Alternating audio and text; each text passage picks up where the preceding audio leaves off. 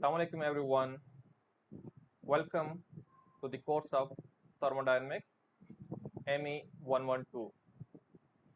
I am Dr. Muhammad Uzair, working as assistant professor in the Department of Mechanical Engineering. For this course, we have basically divided the whole class of FE Mechanical into two sections. Now the section A, B and C are merged and named as section 1 or section A, while the section D, E and F are merged and named as section 2 or section B. I am going to teach the section A while the Dr. Osman will teach section B. So in the start of the course, we have the course learning outcomes, the CLOs. So here you can see we have three CLOs for this course. The CLO 1 is about to discuss the fundamentals of the thermodynamics, the difference between working substances and techniques to evaluate and plot state characteristics for different thermodynamics processes. The CLO2 is about apply the laws of the thermodynamics to open and closed systems, while the CLO3 is to analyze the performance and working of different power and refrigeration cycles. This is all about the course content. We have to study all of these. You can read from here, or as well as this is provided on the departmental website. So if you are interested to read this one, the course content, you can check either from the website or from the slides that I will provide you. The recommended books for this course, I am going to recommend the Thermodynamics and Engineering Approach by Eunice Essengel, while for the reference books we have the Thermodynamics by McConkie, and we have the Fundamental of Engineering Thermodynamics by Moran and Shapiro. But I will recommend you to only focus on the first one, which is the Thermodynamics by Sengel and Bowles. The CL assessment mechanism, as you know, for this course we have 100 marks. Out of 100 marks, the 60 marks for the final exams, while the remaining 40 marks will be given to you during the semester in the form of either quizzes, assignments and midterm. We will discuss this later. So the basic introduction and the concepts.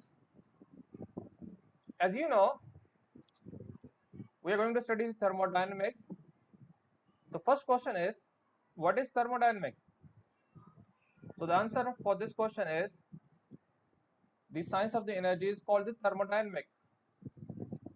So if you're going to recall your memory, the energy is basically the ability to cause changes. So whenever you have to produce the change, you need the energy. The thermodynamic is basically the combination of two different words. These words are basically from the Greek language. The first one is the therm, which means the heat or the energy. The second one is the dynamics or the power. So basically in this course we have to study the heat and the power conversion. Basically we will check how we can produce the heat and how we can generate the power with the help of the heat. So here we have some basic conservation of the energy principle. For any interaction, the energy can change from one form to another form, but the total amount of the energy remains constant. Or in other words, the energy cannot be created or destroyed. For example, if you can see here, we have a stone here at the top of the hill.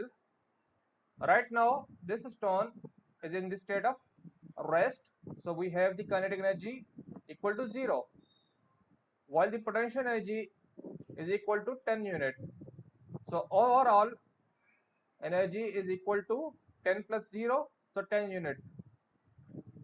But if we are going to drop this stone from here to downside, the kinetic energy will increase due to the motion of this stone, and the potential energy will decrease due to the reduction in the height.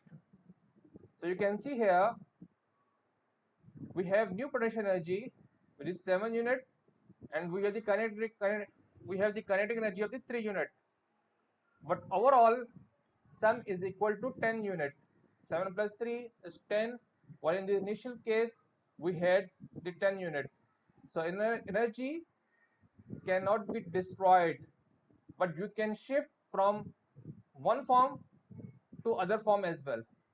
So energy can be transferred from one form to another form, but you cannot destroy it. So here the energy cannot be created or destroyed, it can only changes forms. It can only change forms. This is also known as the first law of thermodynamics. So thermodynamics first law and the law of conservation of energy are basically same thing. So here you can see the different applications areas of the thermodynamics. So we have the power plants to produce electricity.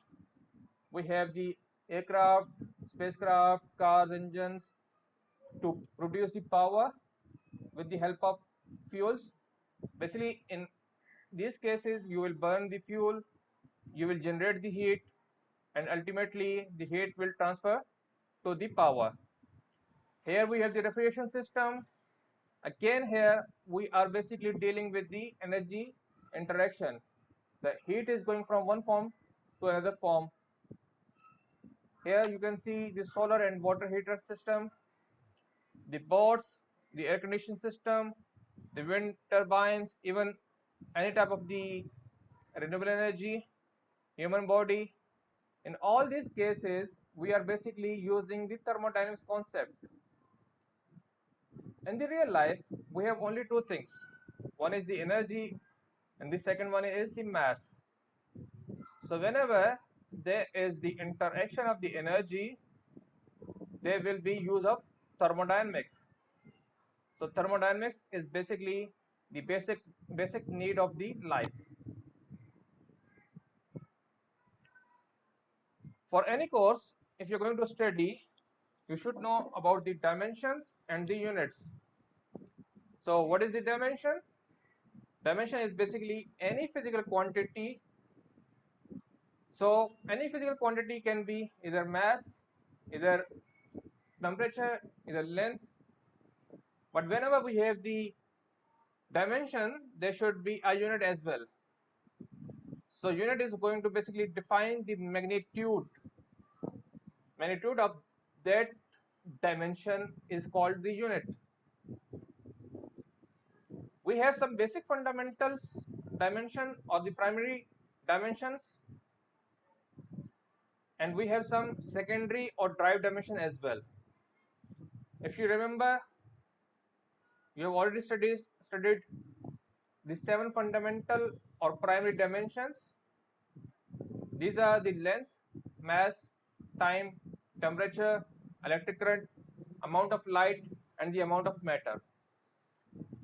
So we have 7 basic primary dimensions, and then we have the derived dimensions like the area, volume. If we're talking about the area, so area is basically the combination of the length and the length. So length square or the meter square.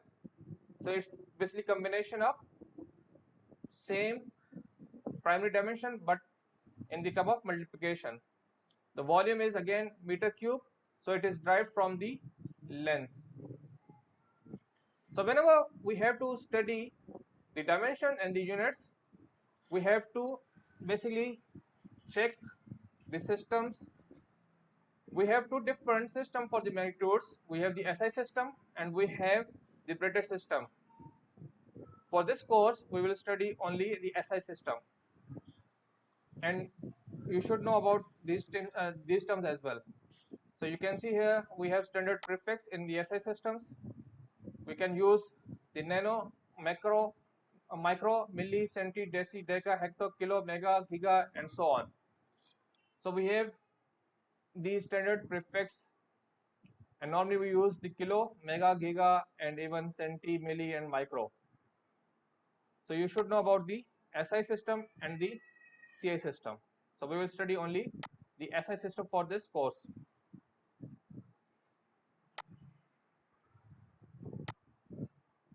So here we have some SI and the English unit conversion.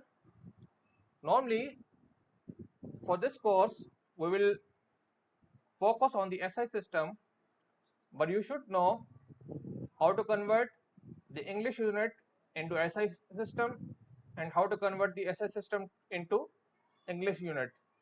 So they are basic conversion system. So we have some basic conversions, and the different formulas are available to convert from the SI to corresponding English systems. Here you can see again, if you can see this lady, so this lady is basically weighing around 150 kilogram force on the earth. But if you can remember, the basic formula for weight is mg, and g is the acceleration due to gravity. So this gravitational acceleration is going to change from space to space. If you are on the earth, the value of g is 9.8.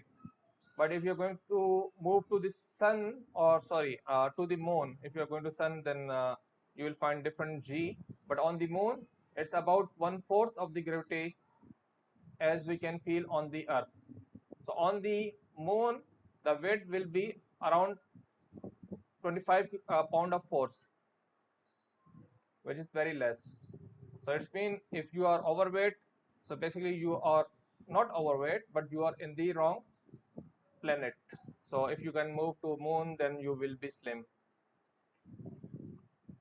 So here you should know about how we can convert the basic terms and basic units from SI to English system and from English to SI system. Moving further, here we have a typical match. If you are going to burn a matchstick, it will generate about 1 BTU or 1 kilojoule of the energy. So BTU, 1 BTU or 1 kilojoule is almost equal. Then we have the dimensional homogeneity. If we have any equation, then remember that the both sides will have the same unit, and you have to add the same unit. You cannot add the apple with the mango or mango with the apple. So every term in an equation must have the same units, otherwise you cannot add or subtract or multiply. So it's better to check the dimensions before going to start or to solve any question. So this is all about the previous terms. Now, system and the control volume. I think you have already studied these things as well in the chemistry of your second year.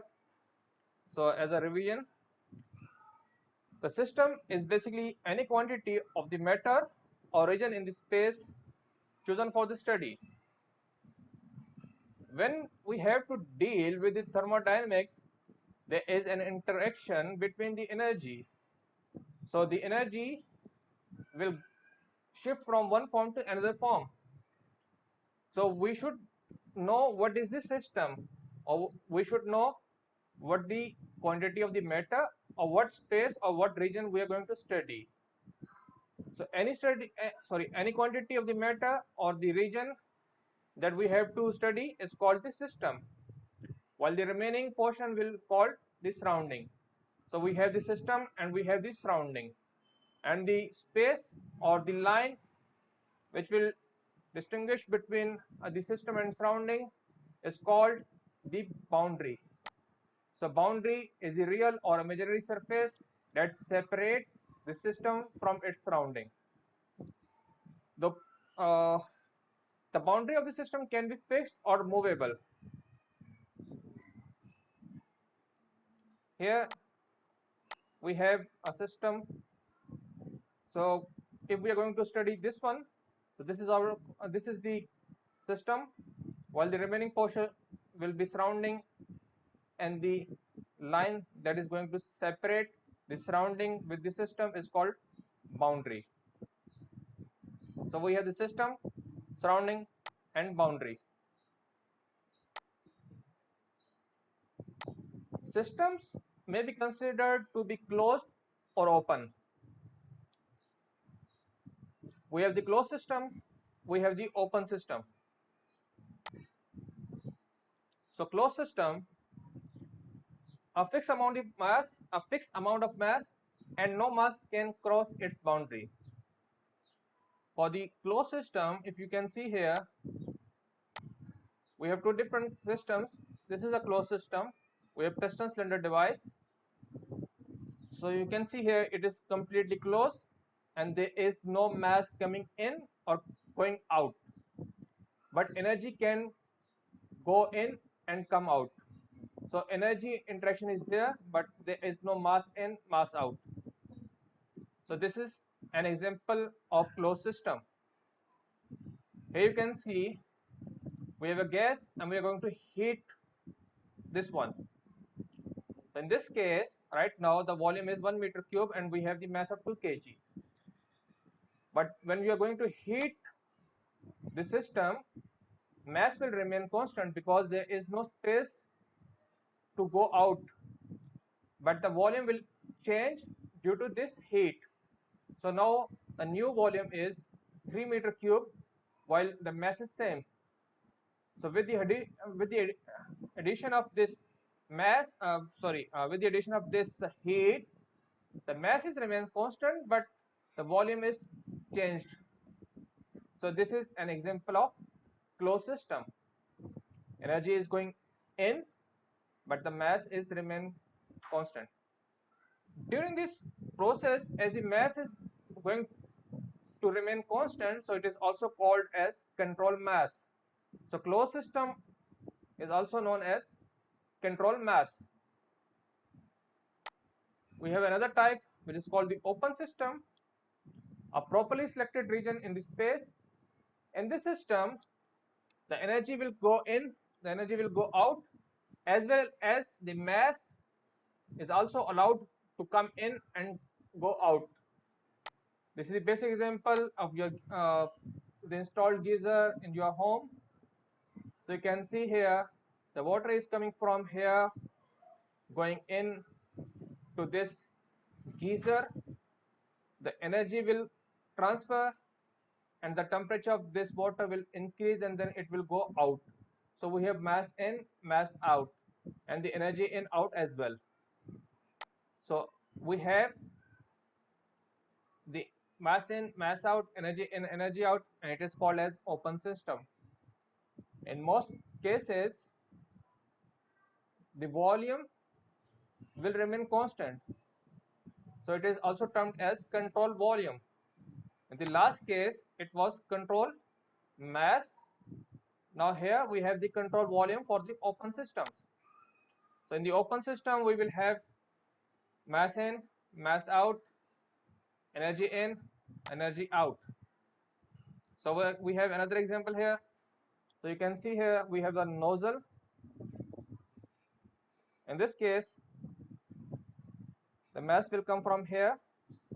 It will go out from here, in and out, and the energy transfer will occur in this region. So this is our control volume. Again here we have mass in and there is no mass out, but still because there is mass in, so this is called open system. Remember, it is not necessary that the energy in and energy out is occurring at all the time, but there is the possibility of the energy transfer. So energy in or the energy out doesn't mean that every time you can find the energy in and energy out. Energy in and energy out will occur when it is necessary. So we have the open system, we have closed system. So whenever we have the systems, we have to study something, because in the system it is defined as the region where you are going to check something. So what you have to check? So whenever you are going to check anything, it is called property. So property is basically any characteristic of the system. So any characteristic of the system is called property, and during inspection you have to check the properties of the system. The property can be either mass, pressure, temperature, volume, or anything else. So basically some familiar properties are pressure, temperature, volume, mass. We have different type of properties, but the properties can be classified as the intensive or extensive properties. The intensive properties are properties that are independent of the size of the system. So intensive properties that are independent of the mass or the size of the system. Let's suppose we have the temperature of this room. So the temperature is around 24 degrees Celsius. But if we are going to like decrease this decrease the size of this room, the temperature remains constant because it is independent of the mass of the system. It doesn't depend. So the temperature is basically intensive property. Similarly, the pressure and densities are also intensive properties, while the extensive properties are the properties that basically depend on the size or the mass or the quantity.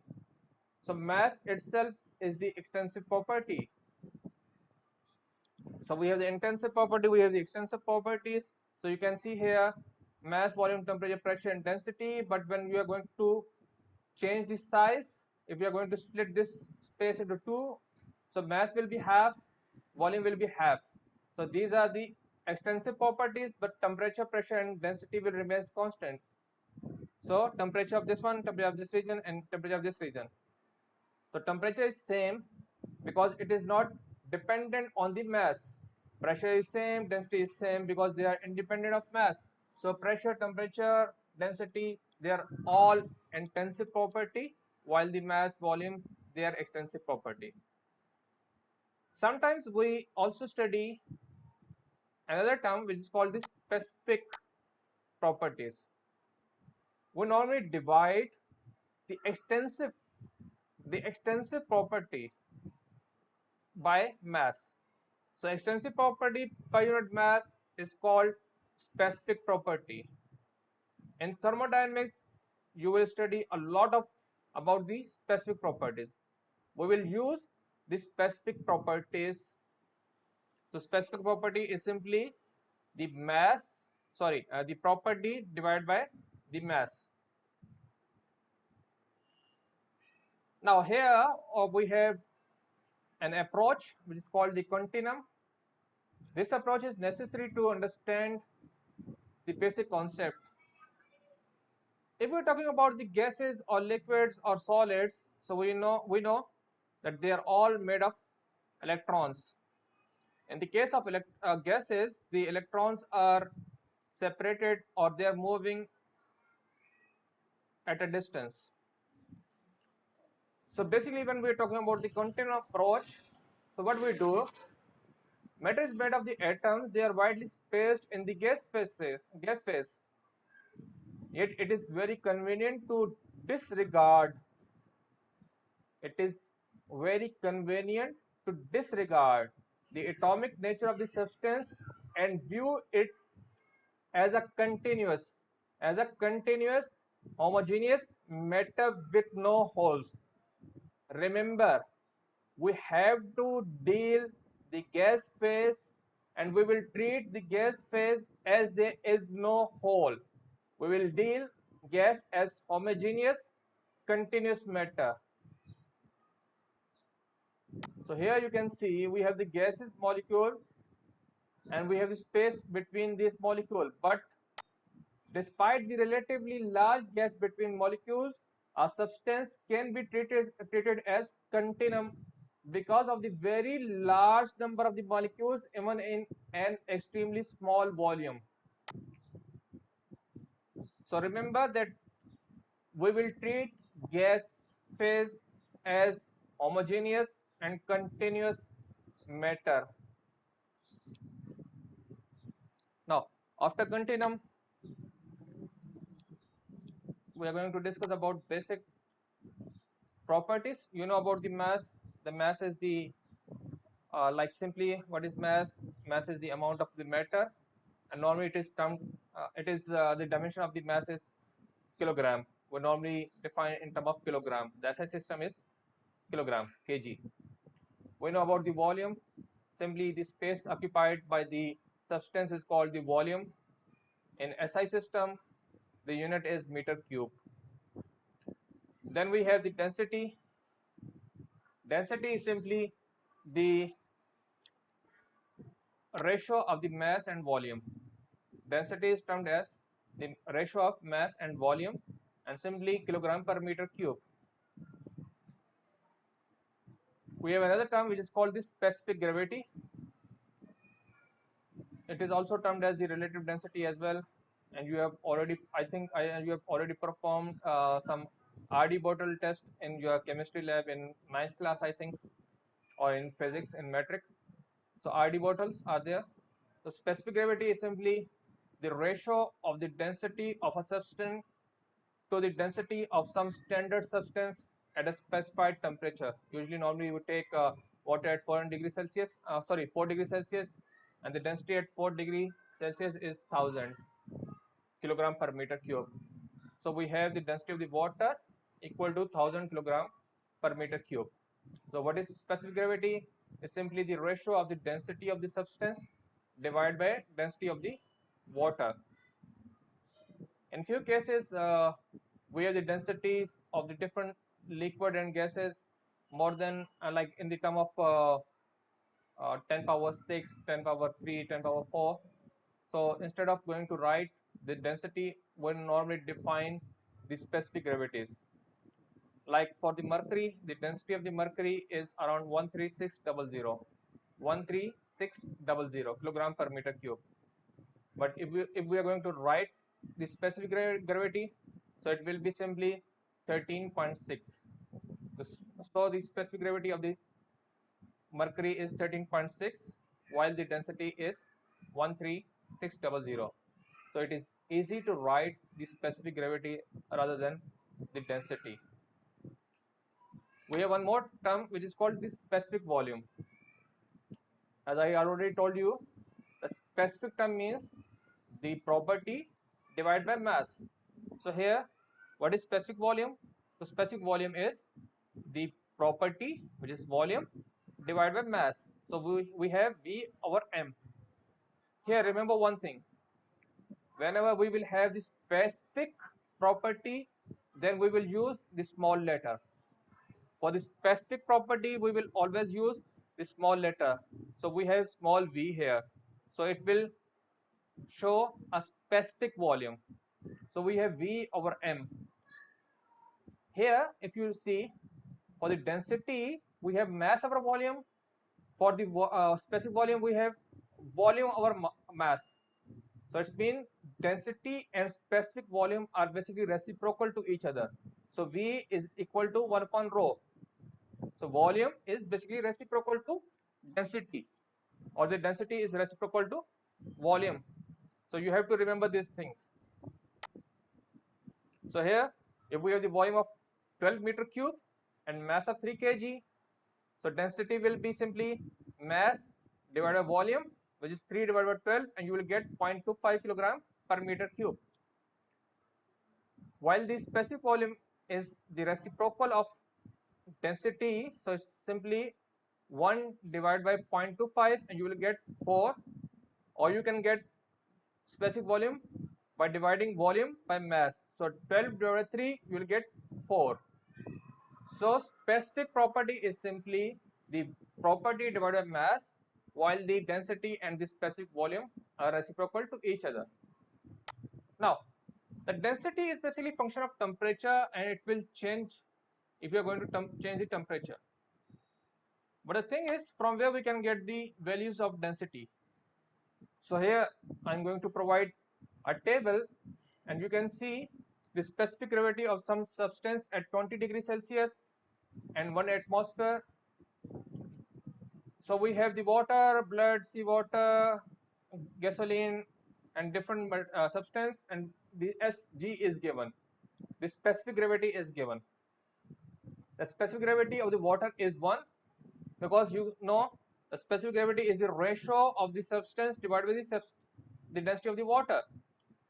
So if the substance is water, so density will be 1000 divided by the density of water, which is 1000. So you will get 1000 divided by 1000, you will get specific gravity of 1. So we have the water having specific gravity of the 1. But the seawater, the specific gravity is different. This is 1.025. So it's mean the density of the seawater is more than the density of the water. Now at the end we can see the density of the air. This is specific gravity. So if you have to find the density, so you simply, if you know what is specific gravity, then you have to simply multiply with the density of water and you can get the density. So for the air, the specific gravity is 0.001204. So when you are going to multiply with the 1000, you will get 0.1204 kilogram per meter cube. So density of the air is very, very low. Sorry, you will get around 1.2. So the density of the air will be 1.2. When you will multiply this one with 1000, you will get around 1.2. So density of the air is around 1.2 kilogram per meter cube. So we have density, we have specific gravity, we have specific volume, and then we have one more term. This term is called specific weight. Here remember, we have two different terms in the whole thermodynamics where we are using the word of specific. The first one is this one, the specific gravity. The second one is specific weight.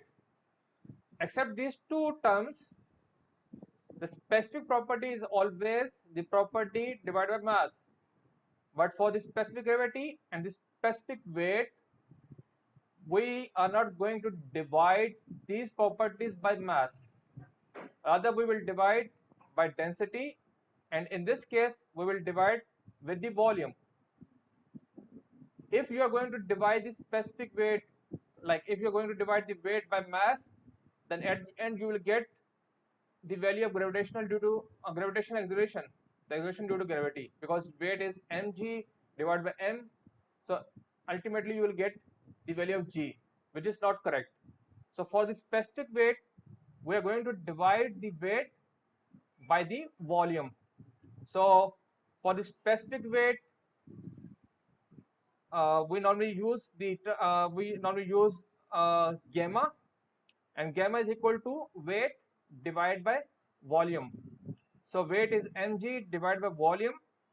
So mass divided by volume is equal to density, while we have the g. So ultimately at the end you will get this formula, that the specific weight is equal to rho g. So specific weight is equal to rho g, and the unit is Newton per meter cube, because weight divided by volume. So we have weight divided by volume, so we have Newton per meter cube.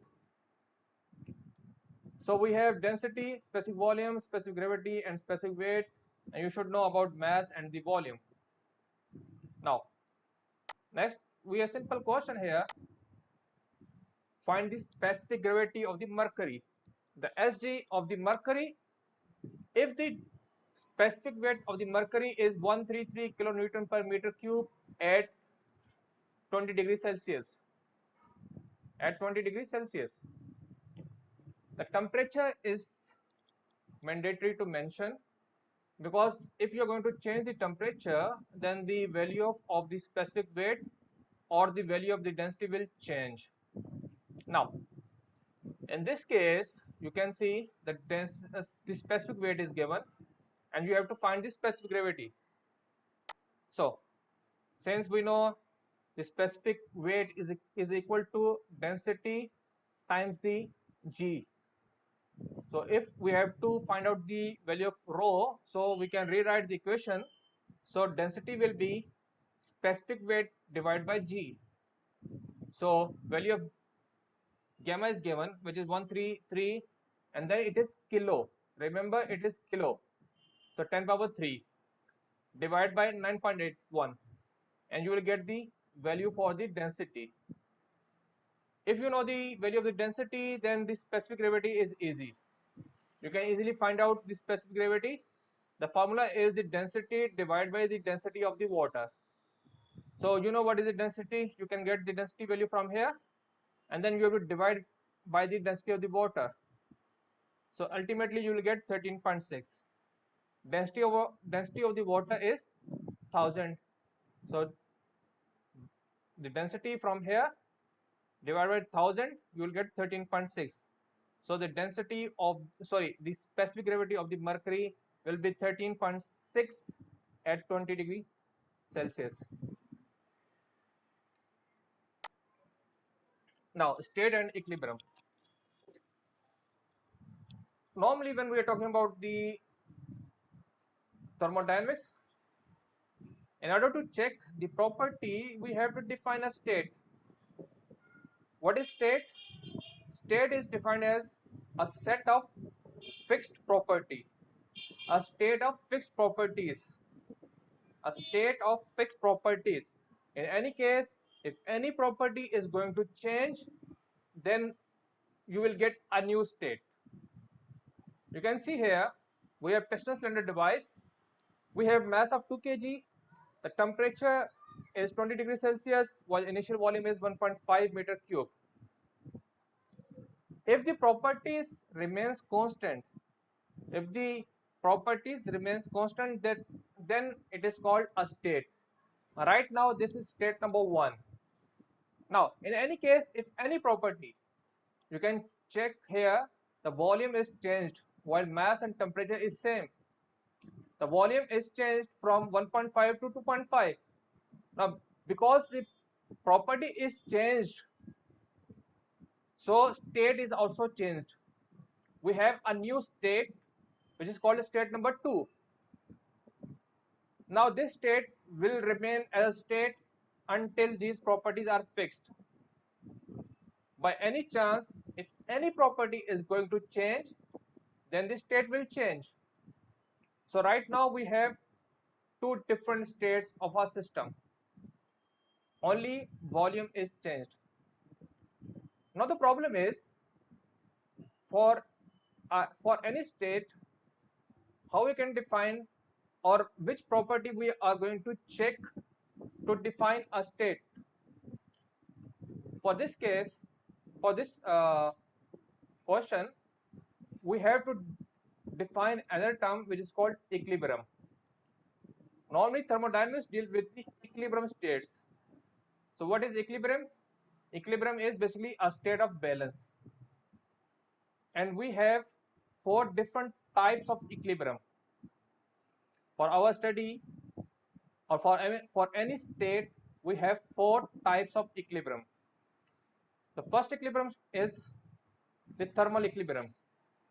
The thermal equilibrium is basically if the temperature is the same throughout the entire system. If the temperature of the system remains constant, that is called that the state is in thermal equilibrium. Second one is the phase equilibrium. Sorry, mechanical equilibrium. If there is no change in the pressure at any point of the system with time, then it is called the mechanical equilibrium. So it means the pressure remains constant throughout the system to maintain a state. We have third one, which is called the phase equilibrium. If any system involves more than one phase, and when the mass of each phase reaches an equilibrium level and stays there, then it is called the phase equilibrium. Means, let's suppose if we have a glass of water and ice. Glass of water and ice. We have two different phases. We have solid one, we have liquid. So state will be there if the mass of the ice and the mass of the water remains constant. The mass of the ice and the mass of the water remains constant, then it will be a state. But if the mass of the ice is going to decrease, then we have a new state. So for any state, you have to maintain the mass of all the phases present in the system. Now we have the last phase, last equilibrium, which is called the chemical equilibrium. If the chemical composition of a system doesn't change with time, that is, no chemical reaction occur. Like in the previous example, we have the water and the ice in the glass. So here we have the chemical formula of H2O for ice and the water.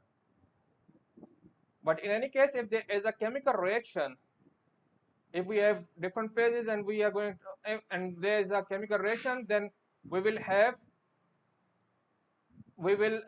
not be able to maintain the chemical equilibrium. In order to maintain the chemical equilibrium, there shouldn't be any chemical reaction. We have to avoid any chemical reaction. So for any system or for any state to maintain, all these equilibriums should be fulfilled. We should have the thermal equilibrium, we should have the mechanical equilibrium, we should have the phase equilibrium, and we should have the chemical equilibrium. In any case, if any equilibrium is disturbed, then state will change. The state will maintain if all these four equilibriums will be maintained. Now here we have the state postulates. In order to define the state, we should know some properties. So the number of properties required to fix the state of a system is given by the state postulate. So what is state postulate? Simply it is the state of a simple compressible system is completely specified by two independent intensive properties. The state of simple compressible system. So first thing is, what is simple compressible system? So what is simple compressible system? Any system that doesn't involve any electrical, magnetic, gravitational motion and surface tension effect. So in the simple compressible system, we don't have any electrical, magnetic, gravitational motion and the surface tension effects. So for any simple compressible system, we need two independent intensive properties. Two independent intensive properties. So we have two terms. The one is the independent and one is the intensive. Intensive is already the independent of mass, while independent is that the properties, the required properties are not dependent on each other. Like for the pressure and temperature or mass, if you're going to boil the water, so in the liquid phase, if you're going to heat the water, so water temperature will change, and you can see the water temperature will increase from room temperature to the 100 degrees Celsius, where the boiling will occur. At 100 degrees Celsius, when the boiling will start, during the phase change, the temperature doesn't change. Now, if you are going to deal with the phase change system and you are going to select the temperature, then the temperature is not independent property, because the temperature will change, the temperature will not change during the phase change system, and it will depend on the pressure. So for the 1 atm or 1 atmosphere pressure, the water will boil at 100 degrees Celsius. So at the 100 degrees Celsius, during phase change, the temperature will be 100. So during phase change process, the temperature is 100, so you cannot select the temperature as the independent property during phase change process. So remember, you have to select independent and intensive properties, and you need only two properties. It's completely specified by two properties.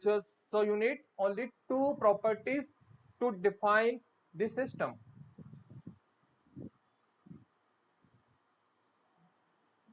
So here only two properties. If you know the temperature and volume, then you can easily find out the remaining properties.